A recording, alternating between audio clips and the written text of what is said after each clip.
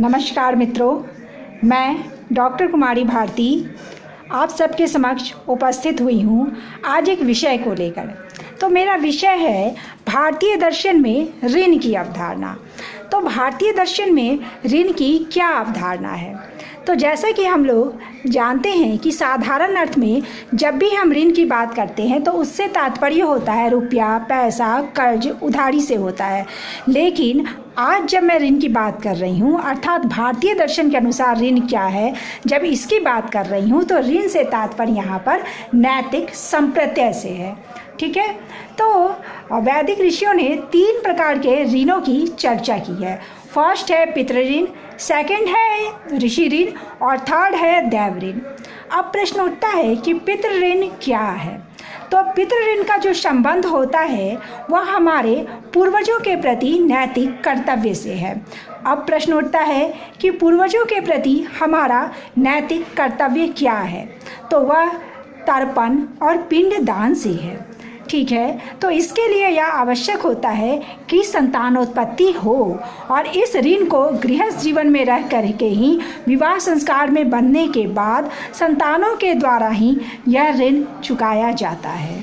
अतः हम कह सकते हैं कि पितृ ऋण का संबंध जो है पूर्वजों के पिंडदान तर्पण से जुड़ा हुआ है और यह यज्ञ गृहस्थ जीवन में रहकर ही संभव होता है। अतः इस यज्ञ का जो या इस ऋण का जो संबंध जो है हम कह सकते हैं संतान उत्पत्ति से भी है। अब इसके बाद दूसरा हमारा ऋण है ऋषि ऋण। तो ऋषि ऋण क्या है? तो ऋषि ऋण से तात्पर्य होता है गुरुओं के प्रति जो हमारा एक ऋण होता है। गुरु जो हमें शिक्षा देते हैं, समाज में रहने लायक एक सभ्य और सुशिक्षित नागरिक बनाते हैं। अतः गुरुओं के प्रति हमारा एक ऋण होता है और वह ऋण हम सेवा, सत्कार, सम्मान के द्वारा चुकाते हैं। इसलिए कहा भी गया है गुरु गोविंद दो खड़े काको लागू पाँव। गुरु गोविंद दोनों खड़े हैं, किनका हम पैर लागें।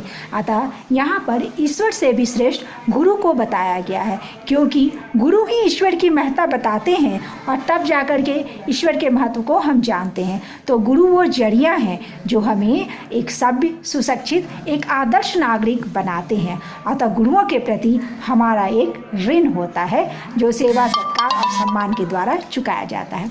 अब तीसरा है दैव ऋण। तो यहाँ दैव ऋण से क्या तात्पर्य है? देखिए, प्रकृति में कितनी सारी चीज़ें हैं जिसके बारे में हम लोग कभी गहराई से नहीं सोचते। जल को ले लें, वायु को ले लें, अग्नि को ले लें, सूर्य को ले लें, वर्षा को ले लें। तो अग्नि के लिए हमारे जो कि ऋग्वेद हैं उसमें प्राकृतिक तत्वों को देवता के रूप में माना गया है और उनकी पूजा की जाती है। जैसे वायु है, वरुण है, अग्नि देवता है, सूर्य देवता है, जल देवता है, इंद्र देवता है, इन सबको देवता के रूप में माना गया है। तो इन सब के प्रति हमारा एक ऋण होता है, क्योंकि अगर वायु ना हो तो हम सांसें ही ना ले पाएंगे, हमारा जीवन ही संभव नहीं है। अगर जल ना हो तो भी हमारा जीवन संभव नहीं है। अगर वर्षा ना हो तो फसल नहीं होगी, तो हमें भोजन नहीं मिलेगा, तो भी हमारा जीवन संभव नहीं है। सूर्य ना हो, उसका प्रकाश ना हो तो हम अंधकार में पड़ जाएंगे। बारिश ना हो तो फसल ना हो। इस तरह से हम देखते हैं कि सभी जितनी भी प्राकृतिक तत्व होते हैं इन सब का एक अपना महत्व होता है और इन सब के बिना हमारा जीवन जो होता है, हमारा जीवन संभव नहीं होता है। अतः हमें अगर अपने जीवन को संभव बनाना है तो इन सबों का कहने का मतलब इन सबों के प्रति हमारा एक ऋण होता है, क्योंकि इनकी वजह से ही हम आज जीवित हैं और इस दुनिया में हैं।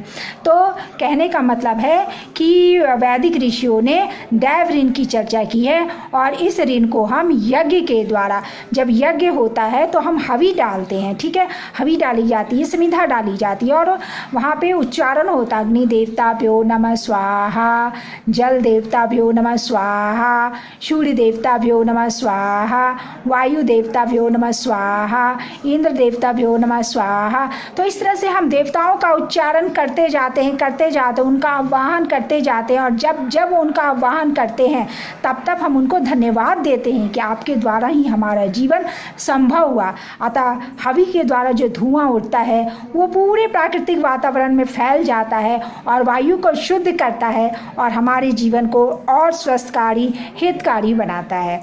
तो हम कह सकते हैं कि दैव ऋण का जो तात्पर्य है वह अपने जो भी प्राकृतिक तत्व हैं उनके प्रति हम उस ऋण को यज्ञ में यज्ञ के द्वारा जो हवि डालते हैं और ईश्वर का जो आवाहन करते हैं उसके द्वारा हम चुकाते हैं। तो इस तरह से दैव ऋण की चर्चा की गई है। और इसमें जो मुख्य रूप से बात है वह बात है कि मतलब कि ईश्वर प्राणिधान की बात की गई है। तो ईश्वर प्राणिधान क्या है? तो ईश्वर प्राणिधान से तात्पर्य होता है कि अपने आप को ईश्वर के प्रति समर्पित करना, भक्ति करना, उपासना करना। तो जब हम अपने आप को ईश्वर के प्रति समर्पित करते हैं, भक्ति करते हैं, उनकी उपासना करते हैं, तो हम इस ऋण को धीरे धीरे करके चुकाते हैं।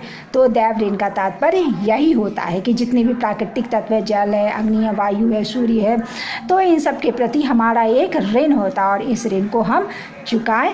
और जो हवि के द्वारा जो धुआं उठता है वो पूरे वातावरण को शुद्ध करता है और हमारे जीवन के लिए भी अनंत ही बहुत ही लाभदायक है। तो ये हो गया भारतीय दर्शन में ऋण की अवधारणा। ठीक है, तो संक्षेप में मैं कह दूं क्या समझा हमने ऋण से? तो हमने समझा कि यहाँ भारतीय दर्शन में ऋण को एक नैतिक संप्रदाय के रूप में लिया गया है। साधारण रूप से देखें तो इसका तात्पर्य रुपया, पैसा, कर्ज, उधारी से होता है। तो मुख्य रूप से संबंध किसका है? नैतिक संप्रदाय से। गौण रूप में कहें तो रुपया, पैसा, कर्ज आदि कह सकते हैं, लेकिन मुख्य संबंध नैतिक संप्रदाय से। कितने प्रकार के ऋणों की चर्चा की गई? तो 3 प्रकार के ऋणों की चर्चा की गई। कौन कौन? पितृ ऋण, ऋषि ऋण, दैव ऋण। ठीक है, पितृ ऋण का संबंध किससे है? पूर्वजों के प्रति नैतिक कर्तव्य से है। वो कर्तव्य क्या है? तो वो कर्तव्य पिंडदान है और तर्पण है। उसे कैसे चुकाया जाता है? तो विवाह संस्कार में बनने के बाद संतानोत्पत्ति जो होती है, संतान उस ऋण को चुकाते हैं। ठीक है, दूसरा ऋण क्या है? ऋषि ऋण है। तो ऋषि ऋण क्या है? गुरुओं के प्रति हमारा एक नैतिक कर्तव्य होता है। गुरु हमें शिक्षा देते हैं, सभ्य नागरिक बनाते हैं, समाज में रहने लायक नागरिक बनाते हैं, तो उनके प्रति हमारा ऋण होता है। और उस ऋण को हम कैसे चुकाते हैं? तो उस ऋण को सेवा, सत्कार, सम्मान के द्वारा गुरुओं के प्रति इस ऋण को चुकाते हैं। तीसरा ऋण क्या है? तीसरा ऋण है दैव ऋण है। तो दैव ऋण क्या है? तो हम देखते हैं कि पूरी प्रकृति में क्या है, प्राकृतिक जितने भी मुख्य रूप से तत्व हैं, जल है, अग्नि है, वायु है, देवता है, सूर्य है, ये हमारे जीवन के लिए अत्यंत ही लाभदायक है। इनके बिना हमारा जीवन असंभव है। जल ना हो तो जीवन असंभव, वायु ना हो तो जीवन असंभव, अग्नि ना हो तो जीवन मुश्किल, प्रकाश ना हो तो जीवन में अंधेरा, तो ये बारिश ना हो तो फसल ना हो। तो इस तरह से सभी कुछ अत्यंत ही महत्वपूर्ण है। और हम देखते हैं ऋग्वेद में इनको देवताओं के रूप में संज्ञा दी गई है, अग्नि को, वायु को, सूर्य को, इंद्र को। तो बताया गया है कि इनके प्रति हमारा एक ऋण है। और जो हम यज्ञ करके, जब हम यज्ञ करते हैं उसमें जो हवि डालते हैं और हवि के द्वारा जब ईश्वर का उच्चारण करते हैं, तो उच्चारण के द्वारा हम ईश्वर को धन्यवाद करते हैं। ठीक है, तो हम ईश्वर को आह्वान के द्वारा पुकारते हैं, उनका धन्यवाद करते हैं। तो इस तरह से हम कह सकते हैं कि दैव ऋण को हम यज्ञ, हवन आदि के द्वारा चुकाते हैं। और हवि में जो धुआं उठता है वो प्राकृतिक वातावरण में फैल जाता है और वो हमारे जीवन के लिए अत्यंत ही लाभदायक होता है। तो इस तरह से हम इस बात को समझते हैं। तो हम कह सकते हैं कि ईश्वर के प्रति भक्ति भावना हो, समर्पण हो, ईश्वर प्राणिधान की भावना हो, तो ये हमारा जो ऋण है, दैव ऋण है, ये धीरे धीरे करके हम इस ऋण को चुकाते हैं। और यह ऋण हमारे जीवन, मतलब जब यज्ञ हवन होता है तो ये हमारे जीवन के लिए अत्यंत ही लाभदायी होता है। तो ऑब्जेक्टिव में कैसा कैसा क्वेश्चन आता है? ऑब्जेक्टिव में भी बहुत सिंपल क्वेश्चन पूछा जाता है कि ऋण से का संबंध आपसे किससे है? तो आप लिखेंगी नैतिक संप्रदाय से है।